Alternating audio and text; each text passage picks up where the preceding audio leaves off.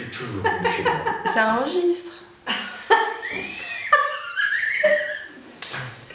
Bonjour à tous, ici Viana Rossi au cœur de l'énergie. Je suis très heureuse de vous retrouver pour cette toute nouvelle vidéo et ce nouvel entretien avec mon ami Fabrice Antini. Comment tu vas? Bonjour, merci, très très bien. Ravi Très bien.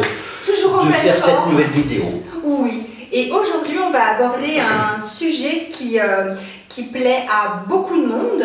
On va parler des anges et des guides. Et oui, parce qu'ils sont toujours là, tout le temps présents à nos côtés. Et tu vas nous en dire un peu plus, hein, Fabrice.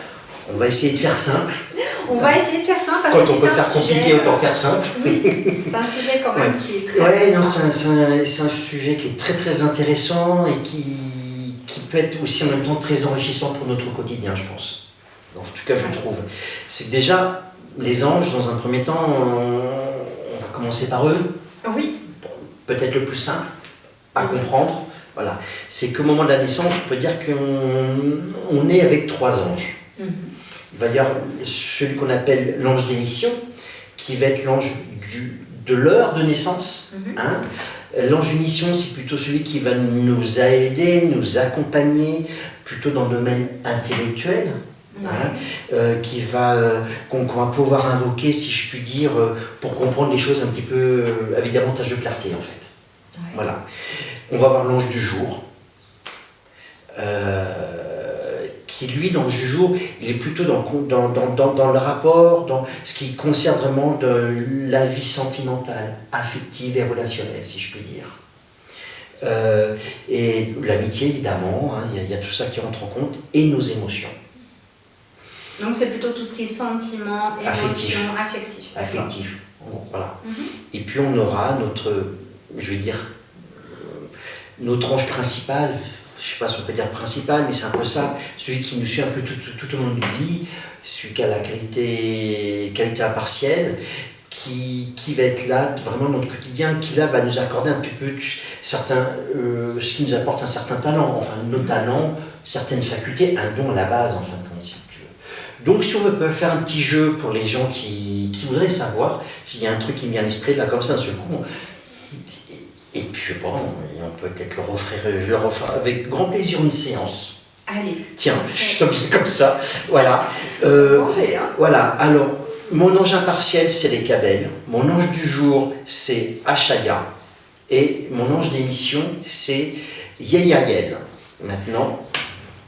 Alors, moi, tu sais, je t'ai dit, le mien, c'est Seiya. Oui. Donc, c'est celui-là, c'est celui des missions. Non, Seiya, c'est ton ange au niveau des qualités impartielles. D'accord. Il régit sur plusieurs jours. Ok. Donc, moi, le mien, je sais qu'il s'occupe, c'est celui de la guérison et tout ça. Voilà. Ça tombe bien. Le mien, allez, je suis gentil, c'est les Cabelles. C'est celui qui représente aussi les opportunités, et puis il y a le côté également altruiste et bienveillant pour aider et accompagner les autres. Donc ça te correspond ça me convient complètement, c'est complètement ce que je suis. Mon ange du jour, c'est Achaya. Il représente la reconstruction. Donc l'ange du jour, comme j'ai évoqué tout à l'heure, c'est tout ce qui est en rapport avec l'affectif, l'émotion, l'amour, etc. Alors, ceci veut dire, si tu me permets, c'est si jamais on a des difficultés, on a la grand-maman qui est décédée, on a le petit ami qui est parti, foutu le camp, on va faire appel, donc là c'est à l'émotionnel, on va faire appel plutôt à lui pour qu'il vienne nous aider, nous apaiser. Voilà, c'est ça, exactement. Et puis, donc moi l'ange d'émission, c'est donc Yael qui représente l'ordre, la rigueur, la fidélité et la santé. Donc ça aussi. Et ce qui est très drôle, quand je me suis remis un petit peu à regarder là, ce que je trouve vraiment très intéressant, que c'est tellement en adéquation avec celui que je suis et les valeurs qui me sont importantes. D'accord. Sur les trois anges, hein, en fait. Hein. Et tu dis, mais en fin de compte, la chose, elle est bien faite. C'est bien fait. Il n'y a pas de hasard. Il n'y a pas de hasard. Donc, en fin de compte, il ne faut peut-être pas hésiter à faire appel à eux. À faire appel à eux, à communiquer davantage et plus souvent avec eux. Faudra que je regarde, moi, du coup, celui du jour. J'ai amené ce qu'il fallait. On va faire le petit test après. Voilà. Et voilà, en gros, si tu veux, c'est ces anges un petit peu qui sont assez fondamentaux. Il ne faut pas hésiter à faire appel à eux, parce qu'ils disent, ils nous le disent,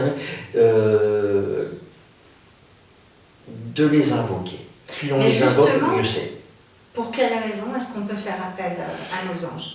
Dans quelles conditions? Alors, il faut, faire appel et comment on s'adresse à on eux? va éviter tout ce côté égocentré pour ces petits intérêts personnels, matériels ou égoïstes. Hein. C'est plutôt, moi je pense qu'il faut voir ça plutôt dans une évolution de vie en fait, pour être dans une... Juste pour donner un coup de pouce, un coup de main, Exactement. quand on ne sait pas, quand on est un peu dans une impasse ou quand on est en Tout à fait, détresse. où on est en détresse, on se dit mais là j'ai besoin d'une réponse, j'ai besoin de voir un petit peu plus clair, j'ai besoin un petit peu de... vous qu'on êtes dans les m'éclaire en fait, infos. tout simplement. Oh, les enfants là, ils n'ont rien à Par foutre. exemple. Parce qu'on n'est pas... là, alors, on va virer le truc, on vire le matériel. Voilà, c'est bien. En gros, c'est ça. Ouais. Hein, on dégage le côté matériel du quotidien, parce que si tu appelles ton ange gardien parce que tu veux telle maison, alors tu n'as pas les moyens, tu peux te gratter profond, il ne se passera rien du tout. On n'est pas là-dedans. Hein, c'est pas parce que... Et si tu invoques ton ange gardien parce que tu veux un mari qui a du pognon, qui a ceci, qui a cela, c'est pareil, tu oublies. Hein, on est dans une évolution de vie. On peut parler de spiritualité, mais on n'a pas besoin non plus d'aller dans une dynamique d'évolution comme ça, d'être très, très spirituel, c'est pour du mieux-être. Voilà. Donc toi, parce que je vous rappelle, Fabrice fait des soins, fait des soins énergétiques entre autres, donc tu fais appel à tes anges. Bien sûr. Quand tu pratiques les soins Tout à fait. énergétiques. Moi, j'ai un petit peu l'habitude, quand je commence ma journée, alors le week-end, on est en mode repos, hein. Je ne les embête pas trop, et moi, je ne m'embête pas non plus quand je ne travaille pas. Mais un petit peu, moi, c'est un peu ma façon de faire, d'agir. Tu sais, ça explique-nous comment tu procèdes. Moi, le matin, quand je vais venir au travail, et bien, hop, pendant mes 20-25 minutes de marche, hop, je leur fais un petit coucou, un petit coup de bienvenue, etc. Ma petite prière qui va bien, par exemple. Pour bien démarrer la journée dans les meilleures conditions possibles. Tu vois, je vais plutôt amener les choses un petit peu de cette façon-là. On peut leur parler en fait, un peu comme si Bien c'était sûr. des amis, quelqu'un de très proche, en fait, avoir un échange. Un petit peu comme si c'était ton confident, ton confident, ton enfant intérieur, un peu sur certains aspects si tu veux. Voilà. Ils sont là, ils nous écoutent. Bien sûr, Même tout à fait. si on est attentif, ils nous donnent des réponses, n'est-ce pas? Oui, les réponses, on pourra peut-être l'évoquer un petit peu tout à l'heure. Des fois, dans le quotidien, ils nous donnent des messages. Voilà. Et puis des fois, tant que tu n'as pas compris, Eh oh, message. Voilà. Ça, on y reviendra tout à l'heure, c'est intéressant ça. Il y a peut-être aussi un petit peu des fois, quand tu parlais excuse-moi je te coupe, enfin je prends un peu le dessus, tu as parlé au niveau des soins, etc. Après c'est vrai que la première chose, on va invoquer nos bons anges, etc., nos bons guides, dans notre travail, dans notre quotidien, tout un tas de choses, mais aussi des fois on va chercher un peu plus haut aussi, hein, comme les archanges par exemple. Mais là, il faut peut-être savoir que quand on a commencé à évoquer les anges, ça régit un petit peu comme une espèce de pyramide, qu'on peut avoir dans tout un tas de choses. Et c'est vrai que dans notre travail, souvent, on fait appel aussi aux archanges, qui sont vraiment au de la pyramide, où chacun va avoir sa spécificité, si je puis dire. Avant de reparler des archanges, comment est-ce qu'on s'adresse aux anges pour que les personnes comprennent? Comment est-ce qu'on fait? Il faut faire au plus simple. Je suis d'accord avec toi. Il faut faire au plus simple. Mais le premier truc, c'est quand on nous appelle, c'est mon bon ange gardien, mon bon guide. Parce qu'on a peut-être quelques anges un petit peu filous qui sont plutôt dans le bas astral qui vont venir. Alors c'est vrai que moi j'appelle, moi j'ai les noms de mes bons anges, hein, mais je commence plutôt par les appeler, par leur nom, ou tout simplement mon bon ange gardien.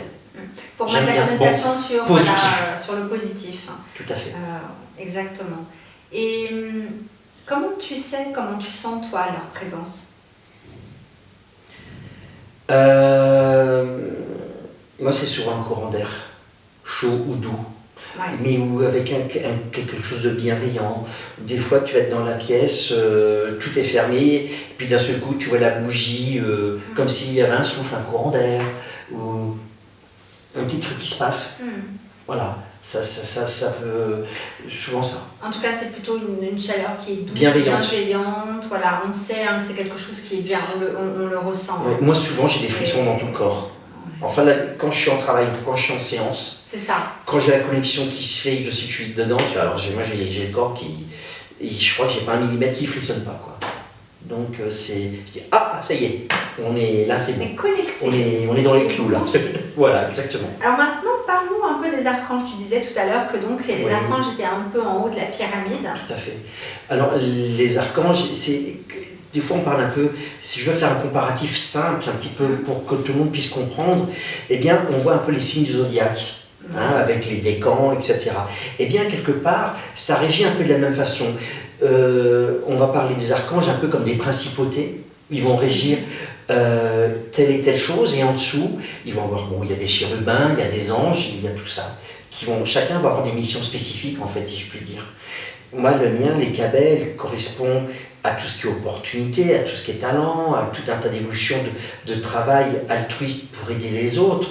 Toi, c'est le tien, c'est la guérison. Hein.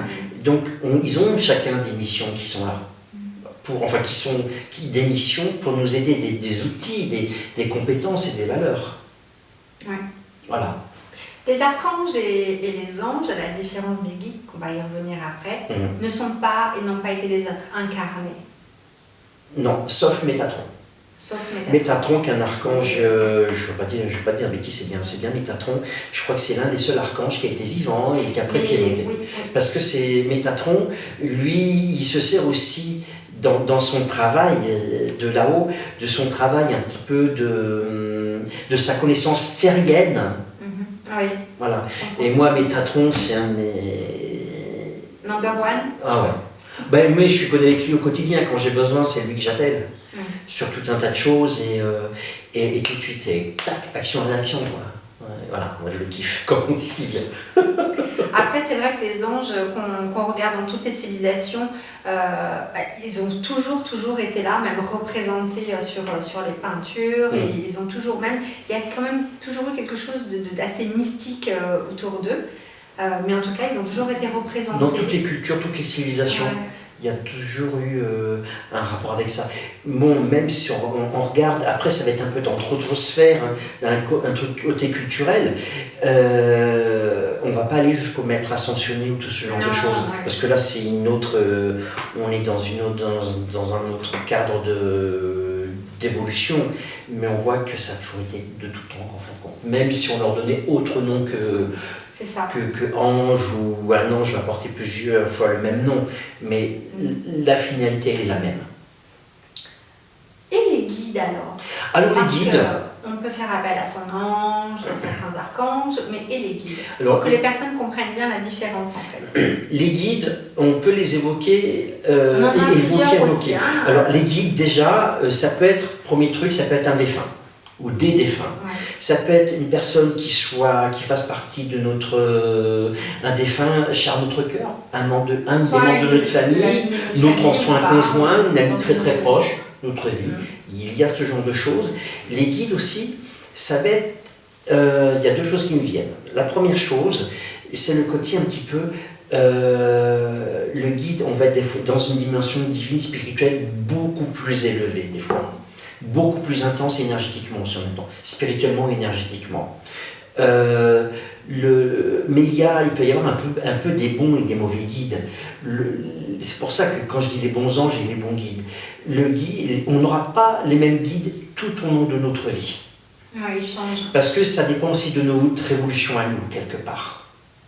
Plus tu vas évoluer, plus tu auras un ou des guides en phase avec ton évolution à toi. Ok, d'accord. Hein?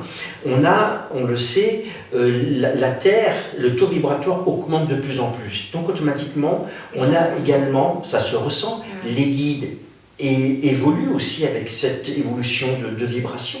Hein? Et c'est pour ça qu'on voit qu'il y a des gens qui ont de plus en plus de facilité à se connecter. Hein? Les gens qui ont déjà fait un travail sur eux, un travail évolutif. Et puis on a aussi les gens qui vont avoir l'inverse, qui sont un peu, qui sont trop dans la... Alors, terre à terre, matériel. Terre à terre, oui, bon, attention, parce que terre à terre, ça peut être une connexion avec Gaïa, avec la terre, mais le côté qu'on peut être justement un intellectuel trop limitant et qui avance avec des œillères. Et là, ils vont un peu stagner, mais comme l'évolution, il y a une évolution, qui une vibration qui augmente, eh bien, ils stagnent, mais à un moment donné, ça leur amène de la régression. Et il me semble l'avoir évoqué déjà, que les guides vont changer, ne vont pas être les mêmes non plus par rapport à les vibrations, parce que la vibration de la Terre augmente. Ouais. Donc on va rentrer dans les périodes à venir avec des nouveaux guides, avec vraiment des dimensions beaucoup plus intenses. Ouais. Et j'aime bien évoquer, j'aime bien donner des petits exemples comme ça. Par exemple, dans les bandes dessinées de Tintin, il y a Tintin au Tibet, là, avec le chien Milou, là, qui des fois, il a un message dans son bec, dans sa gueule. C'est pas un corbeau. Il doit descendre dans un monastère, emmener un message pour secourir les personnes. Et en fait, là, sur son chemin, d'un seul coup, il voit un gros nonos. Ah, stupéfaction. Et là, il y a le petit milieu angevin qui dit mais non, tu as une mission à remplir, tu as des gens à sauver, etc. Et puis tu as le petit milieu diablotin qui dit mais regarde ce gros nonos à ronger, comme si tu vas te régaler, tu vas te régaler. Et bien, quelque part, nous, si on veut remettre dans une dimension un peu plus terre à terre, et bien, quelque part, suivant notre libre arbitre, les décisions que l'on prend, et bien, ça sera pareil. Voilà. Donc ils sont toujours là pour nous aider, nous épauler. Après, quoi qu'il en soit, ça reste notre propre décision, n'est-ce pas? Oui, exactement. Fabrice, il y a les messages aussi. On reçoit souvent, on nous envoie des messages que des fois on ne voit pas. Dans notre petit quotidien lambda. Et en fait, ils nous en envoient souvent. Au quotidien, on pourrait commencer déjà tout simplement par les heures et les chiffres miroirs. Mais c'est 11, 11, 13, 13, tout 9 h 9. Voilà, et puis quand on commence à prendre conscience qu'en fin de compte, on se voit que tiens, déjà hier et avant-hier, c'est que là-haut, on dit, là, message, Coco. D'un côté, on va te dire, on est là, mais il y a peut-être aussi quelque chose, une information à aller chercher. Oui. Alors, pour les heures... Oui, je suis d'accord avec toi. Pour les heures miroirs, et puis il y a aussi quand un symbole va aussi revenir souvent, où on nous parle de quelque chose, il y a 3 jours, et puis aujourd'hui, et puis peut-être qu'après-demain, vous allez aussi... Tout à fait. Là aussi, ça veut dire que ce sont des messages auxquels il faut porter attention. Mais nous, ne serait-ce que dans notre travail au quotidien. Alors, moi, dans mon ancienne vie de restaurateur, quand je pratiquais au début, j'avais un peu des semaines à thème. Où, tiens, j'ai des personnes qui venaient vraiment pour des choses spécifiques tout au long de la semaine. Non, là, il y a quelque chose à nettoyer. Ou à comprendre. Et il y a un petit peu de ça en fin de compte, si tu veux. C'est que s'il y a toujours quelque chose qui nous revient au quotidien, comme ça, c'est... soyons un peu attentifs. Alors, il ne faut pas non plus être obnubilé. Mais il faut comprendre que quand il y a des choses comme ça qui reviennent, ce n'est pas normal. Moi j'aime bien parce qu'en fait ça te met un peu sur la voie, c'est comme des pistes, et ça t'indique en fait le chemin, comment une course d'orientation, je faisais pas, mais je sais que c'est un peu ça en fait. On te donne à chaque fois des indices et ce qui fait que tu retrouves ton chemin. Et parce qu'en plus il y a un truc qui est là-haut, comme ce sont un petit peu des petits filous, tant qu'on n'a pas compris, ils vont nous répéter l'information. Il y a les plumes aussi. Ça, c'est assez sensationnel. Alors, c'est sûr que si on va dans un pigeonnier et qu'il y a une plume qui nous tombe dessus, un peu. Voilà, c'est pas un message là. C'est impromptu, ça peut être en ville, n'importe où. Dans un centre commercial, ça m'arrive de trouver, trouver une plume. Mais ce jour-là, j'étais toute contente parce que justement, j'avais en fait des choses en tête, des petits soucis, et de tomber sur cette belle plume blanche. Dans un centre commercial, j'étais toute contente, ça m'a refait quoi. Ah oui, mais alors attention, suivant la couleur des plumes, ça a différentes significations. Bon, ça, on trouve ça maintenant, il y a tout un tas de sites internet qui vont nous donner des informations par rapport à ça, mais c'est intéressant. Ouais, c'est intéressant. Et c'est marrant parce que j'ai eu une période, moi, je crois que c'est l'année dernière, mais je tombais sans arrêt sur des plumes. Tu les as gardées? Ah si. Moi, je les ai gardées. Ah ouais, sur la maison, j'ai une collection. 3, 4, ouais. J'en ai Des 17. petits, des grands. Ouais, Je les mets dans mes plantes. tout à fait. Et de temps en temps, ouais. Et j'ai dit, mais tiens, c'est quand même assez drôle. Tu trouves une plume sur ta voiture. Ou... Ouais. J'ai dit, bon, ok, c'est bon, bah là, je vais peut-être pas prendre. Voilà. Il y a plein de choses comme ça, tu dis, bon, ok. Il y a un truc aussi par rapport à ça, c'est les rêves. Ouais. Parce qu'il y a les rêves digestifs, il y a les rêves prémonitoires, mais également les rêves significatifs. Où durant les rêves, des fois, ils vont nous balancer un tas d'informations ou de messages. On va dire, tiens, il y a ça.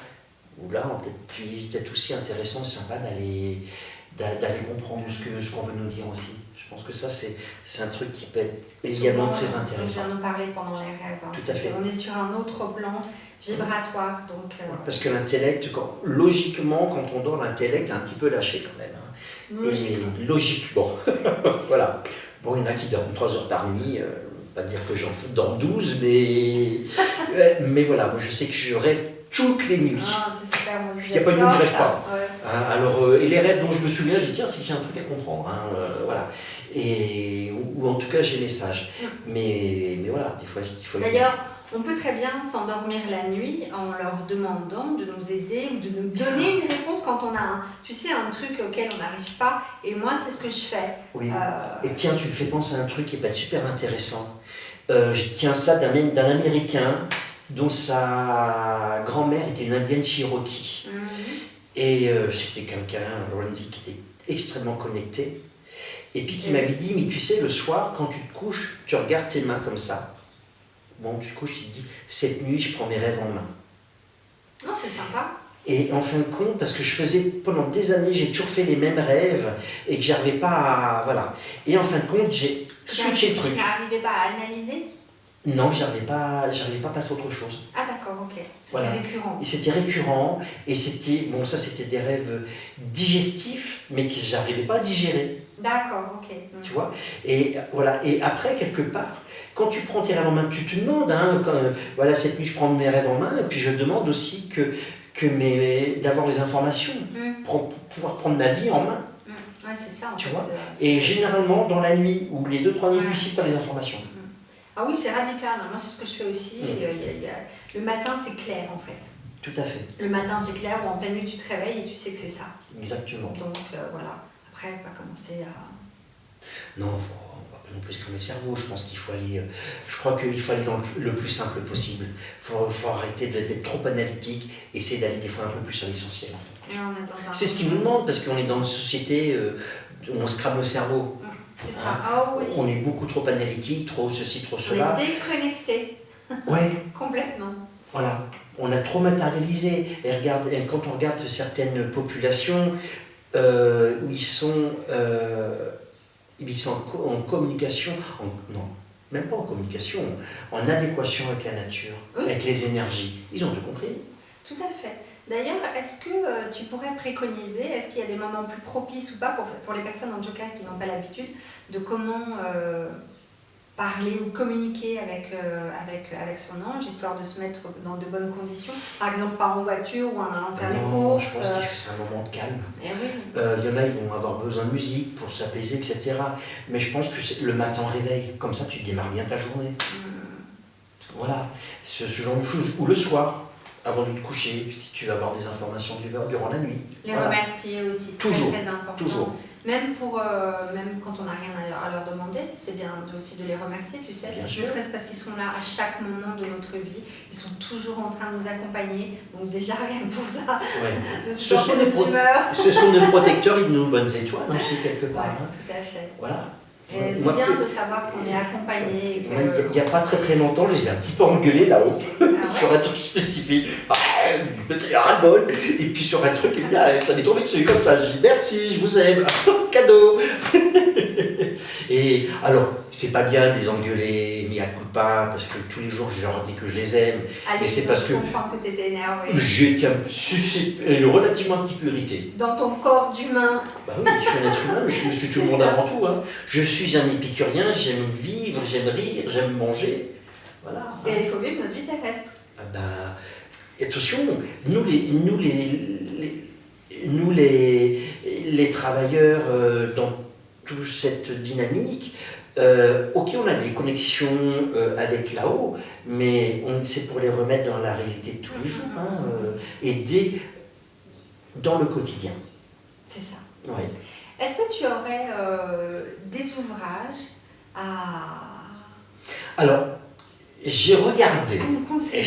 un petit peu dans la bibliothèque partie vieux grimoire, et je suis tombé sur des livres que j'avais achetés, je pense, il y a une bonne vingtaine d'années, de chez Asienne, que j'en ai ramené 2, je crois j'en ai 4 ou 5 à peu près. C'est Notre ange gardien existe, ils sont là.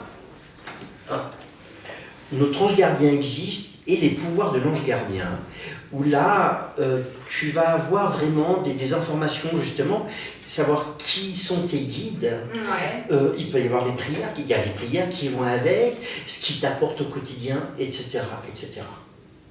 Et c'est simple, c'est très facile. Oui, donc là tu as ce qu'il fait, puis là tu as la prière à l'ange gardien. Exactement, tout à fait. Et dans celui-ci, tu vas avoir par exemple l'ange du jour, l'ange des missions, et ça nous évoque un petit peu tout.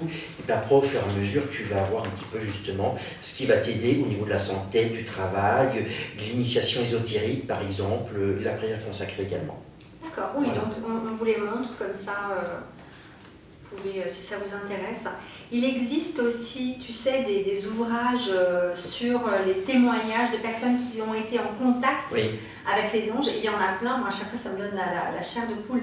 Et je me souviens notamment d'un témoignage, donc c'était pendant le 11 septembre 2001 avec ses tours. Et en fait au moment où l'avion a frappé ses tours et où donc les personnes qui étaient dans l'avion, etc., c'était un énorme choc, donc que ce soit physique, psychique, émotionnel, à tous les niveaux. L'âme est en traumatisme, et en fait il y avait déjà toute une armée d'anges a priori qui les attendait et qui était là à les accueillir. Donc d'après ce que j'ai compris, c'est presque comme si même avant que l'âme quitte le corps, pouvez les voir pour qu'ils les prennent, tu sais. Oui, tout à fait. Ce témoignage, moi, il m'avait interpellée, mais il m'avait vraiment bouleversée. Oui. Donc voilà. En tout cas, Fabrice, merci beaucoup pour toutes ces explications. Si jamais vous avez des questions, n'hésitez pas, il faut les poser. Puis si vous avez aussi des idées de prochaines interviews, donnez-nous vos idées. On sera ravis de refaire une petite vidéo. Avec grand plaisir. Voilà, avec grand plaisir. Fabrice, merci beaucoup. Et puis, d'ici la prochaine, prenez soin de vous. À bientôt. Belle journée.